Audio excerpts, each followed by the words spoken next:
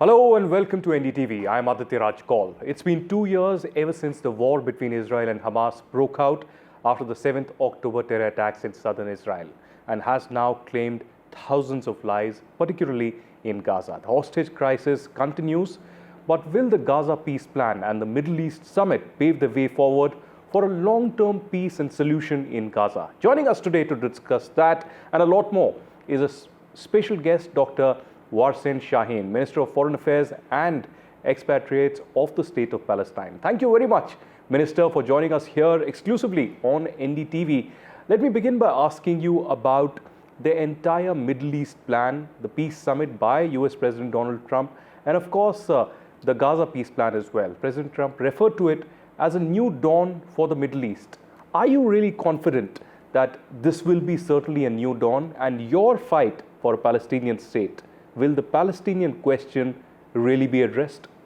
Yes, we hope that peace plan by President Trump becomes a peace plan for the entirety of the state of Palestine under occupation today. So the peace on the Gaza-Israel front is a prelude to something that needs to be much bigger, whereby it is tied with international law, it is tied with efforts during the past years at the United Nations, it is tied with the New York Declaration that came up with 42 points that indicate how we can move from where we are now to an independent state of Palestine, because the end game for Palestinians is sovereignty and independence. Let's hope that this is a first step in a road that needs to detangle whatever impediments we have along that path, and eventually we reach that stage. Palestine remains a core issue in the region, and as such, any move for the future needs to take that into consideration, because if the situation continues as is, then we are doomed to destabilization, not only in Israel, Palestine, or the Arab world, the region, but probably beyond that as well. So it's in the best interest to go to the root cause, that is of occupation, and a sovereign Palestinian state that lives in peace and security with its neighbor Israel. Minister, a very interesting development happened recently ahead of the UNGA session in New York. During the UNGA session as well, a lot of countries, including France, UK, Canada, and Australia, moved to recognize the Palestinian state. What is your view on this recognition? Does it advance the two-state solution, or does it risk becoming symbolic without a real territorial statehood substance of the creation of a Palestinian state? Well, recognitions are long overdue. Recognitions are enshrined in international law. The division of historic Palestine said two states. Now we have 160 states that already recognize the state of Palestine. The 10 or 11 that recognized recently are extremely important, and we hope they influence other countries to recognize. The recognition is important because it safeguards the two-state solution and it strengthens the legal positioning of the state of Palestine. It also sends a very important message to the Palestinians on the right to self-determination. And it sends also a very important message to an occupier state that you cannot continue occupying a land and its people forever. This is just an illusion. So it safeguards the two-state solution. And it's not symbolic. Well, you heard the UN Secretary General recently also mentioning that the recognition of Palestine is the only way forward. In this context of the ongoing Gaza measures, what is Palestine's concrete timeline and strategy for moving beyond the Gaza-focused measures to fully relaunch a two-state solution roadmap? And do you think that this is really achievable? Yes, the two-state is the only viable solution. And all states of the world, including the United States, except for Israel, say that the two states is the most viable, and some countries are waiting for what is called the right time to recognize the state of Palestine. If we look at other options are not viable at all. So today, the New York Declaration said it very clearly. It is the two states, all countries that have endorsed the New York Declaration said that we will collectively and individually work towards materializing that state. So we hope that we garner more support towards that end because, as I said, it is the only viable solution. Minister, we've seen recently Prime Minister of Israel, Benjamin Netanyahu, rejecting the creation of the Palestinian state. I also tell you that yesterday I interviewed the Israeli Foreign Minister in New Delhi, and he told me that at this point in time, the creation of a Palestinian state is not a viable solution because it does not suit the security interest of Israel. How do you react to this, and how do you strategize and recalibrate your strategy on the kind of the statements that are coming in from the Israeli government?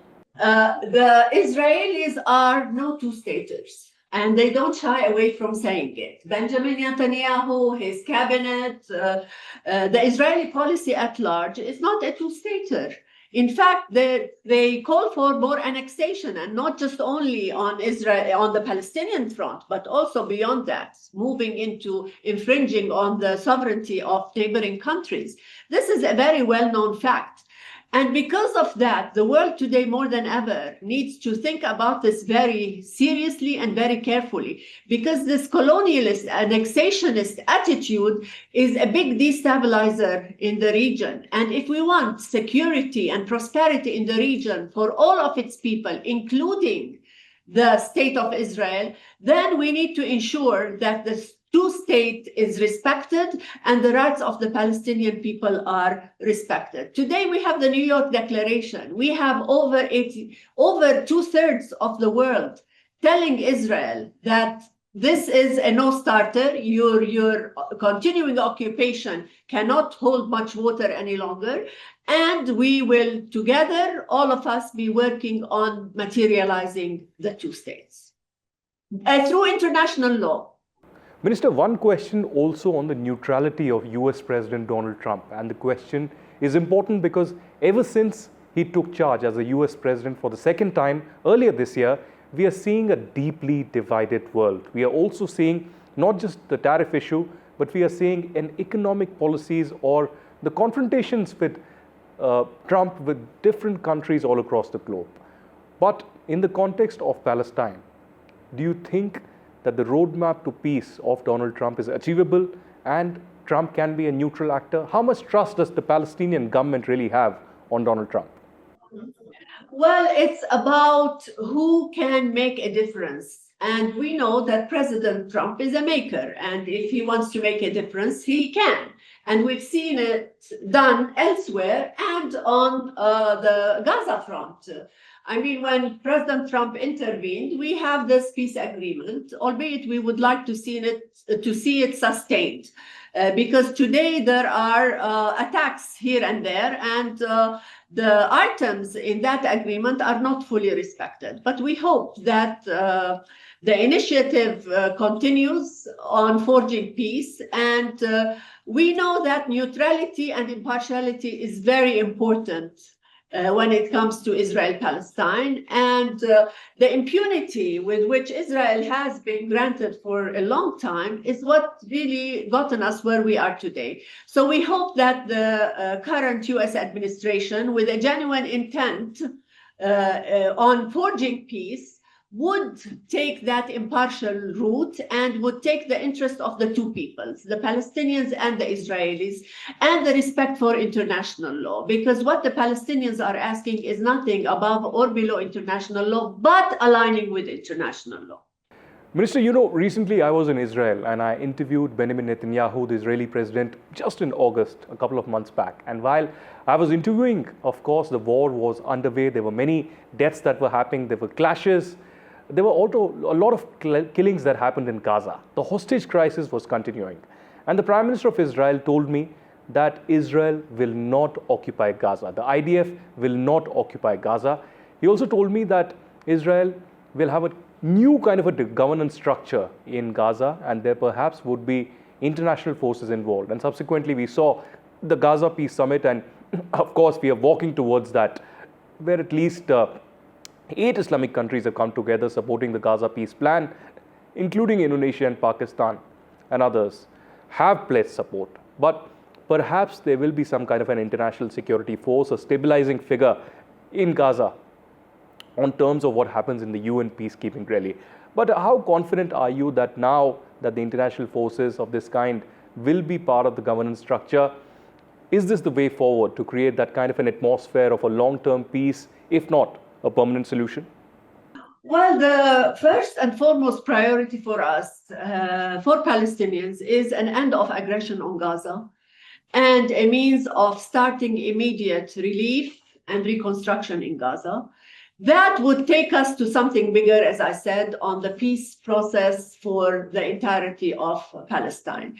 Now, in the initial stages, an international stabilization force might be needed to ensure that security measures are on the ground, to enable the relief and reconstruction efforts, and to ensure that the Israelis withdraw from occupied Gaza. Today, the Israelis do occupy a large chunk of Gaza.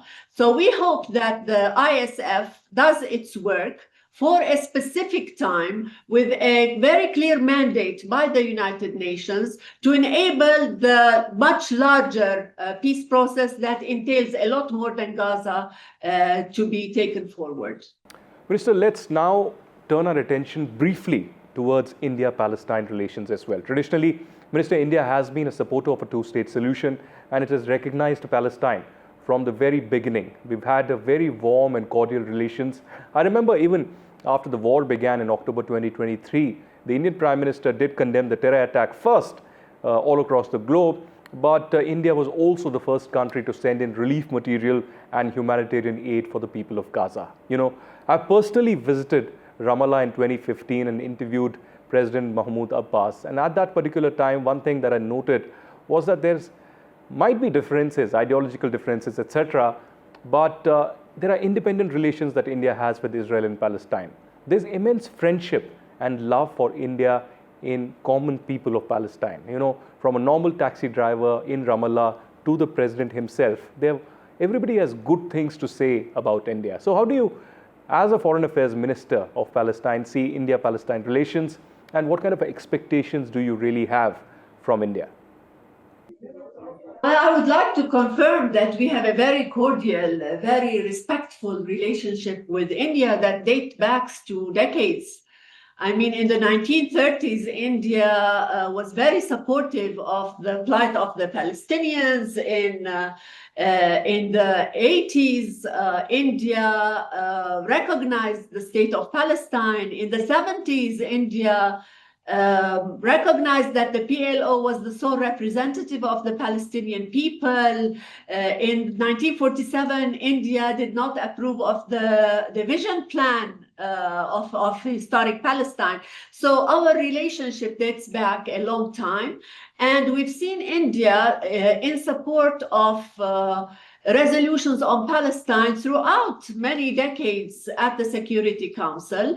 And we've seen it very much in support of humanitarian assistance in Gaza now and development assistance throughout the years for the West Bank and Gaza. And there are many projects. If we go out in Ramallah or elsewhere in the West Bank today, we see projects that have been developed with assistance by India. There was a lot of input in IT, in women's affairs, in education, in healthcare.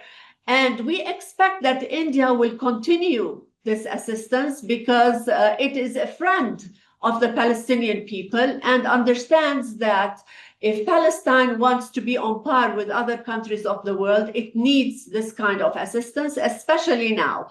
Now we expect that to continue, and we expect that India will have an input, a large input in the reconstruction of the Gaza Strip. Well, Minister, that was going to be my next question. You know, Prime Minister Narendra Modi from the very beginning, in fact, has spoken about Palestine and helped the people. But do you think that India can play a significant role in the reconstruction of Gaza? Because Prime Minister Modi from the very beginning, in fact, has said in 2022 in Indonesia during the G20 summit that this is not an era of war. He also had later said that these solutions cannot be found in the battlefield. This, of course, he said in the context of the Russia-Ukraine war, but the same applies in the Israel, Gaza, and the Hamas context as well. So how do you see India's increasing role in the reconstruction of Gaza? What kind of practical role or help can New Delhi really give in the reconstruction of Gaza or to the Palestinian government? His comments are very correct. I mean, you don't solve issues in the battlefield. And we know this from history. In the final analysis, you need people to sit around tables and make peace. It's very easy to make the wars, but it is more difficult to make peace. And we need courageous people to embark on a peace process. And this is what we expect. The Palestinian Authority wants the Palestinian issue to be solved at the UN, to be solved around the table through negotiations, and India can help push in that direction. In terms of the input in the future, the Palestinians have a plan, an agenda for relief and reconstruction, and this agenda was endorsed by the Arab world, by the Islamic world, by the world at large. And India can look at where it has a niche. What best can India offer? And I'm sure there will be various areas in which India can be very productive. And in that sense, see what priority areas suit the interests of India and try to participate in that regard. Well, Minister, I also spoke to your ambassador in New Delhi. I've been meeting him regularly, and recently he said something very interesting that, and one of these videos also went viral in Kerala, if I'm not wrong. And he said that India's relations with Israel and Palestine are independent of each other. So what are your comments? Do you see these comments independent? Because there's been a lot of social media commentary. There's a lot of criticism that comes in way of India when India and Israel sit together. In fact, yesterday we had the foreign ministers of India and Israel speaking together in New Delhi, having a bilateral conversation. But how do you see the nature of this independent relation that India has with Israel and Palestine, and do you support this kind of effort of New Delhi for both these countries, strategic partnership but independent relations? Well, of course, India is a sovereign country and it has the right to decide on its foreign policy the way it wishes.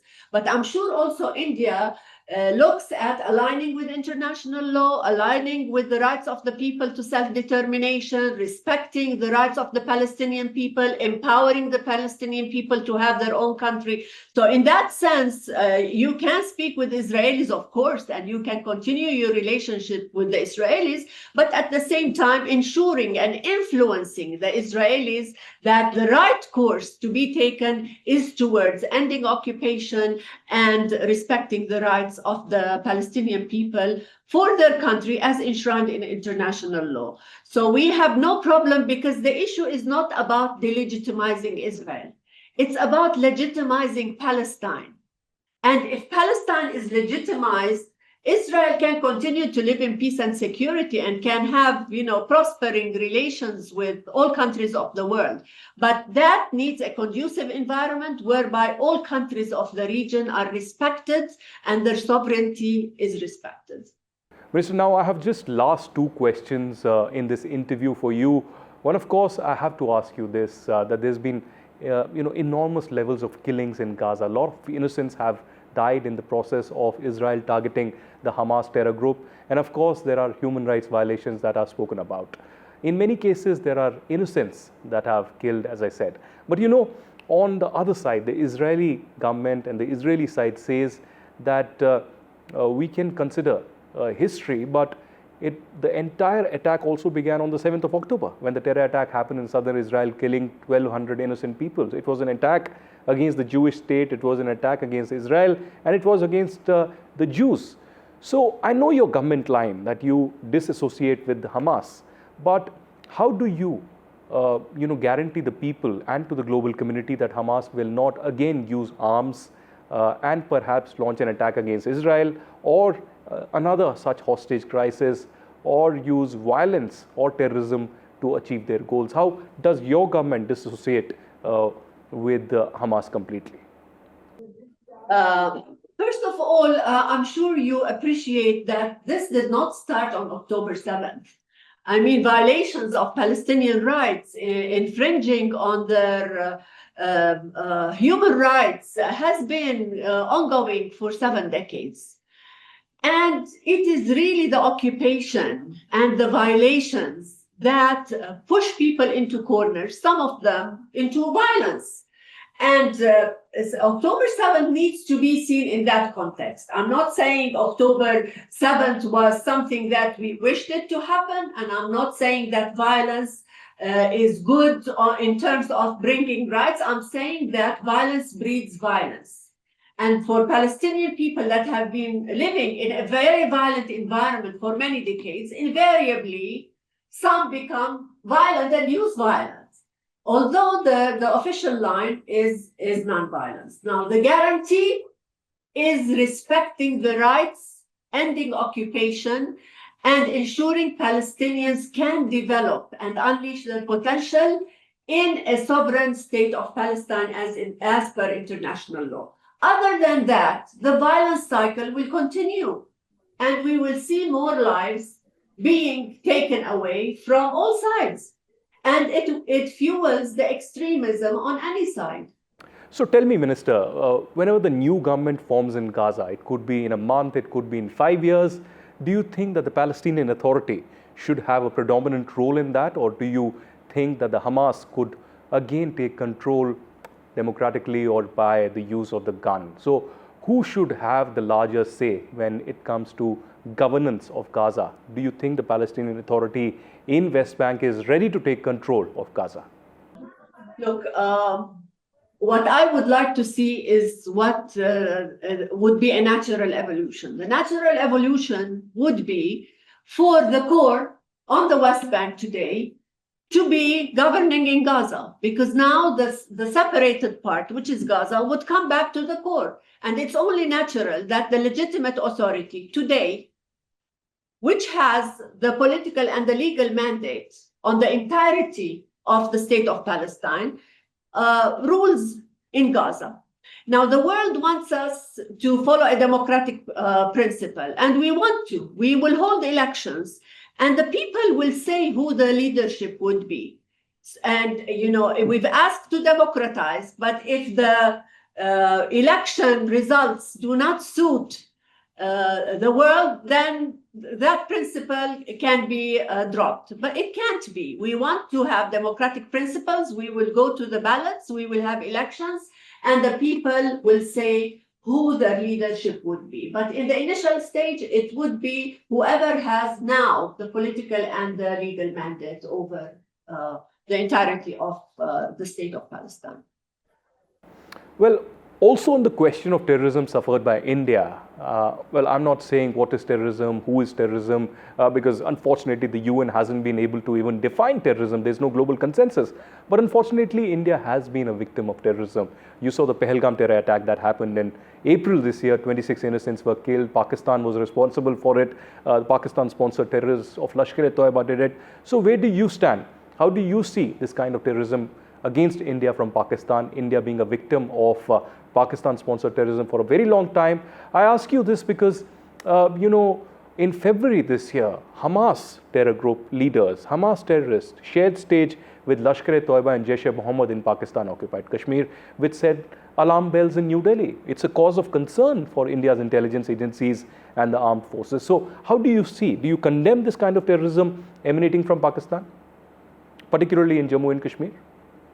I say any form of terrorism has to be condemned, regardless who the perpetrator is.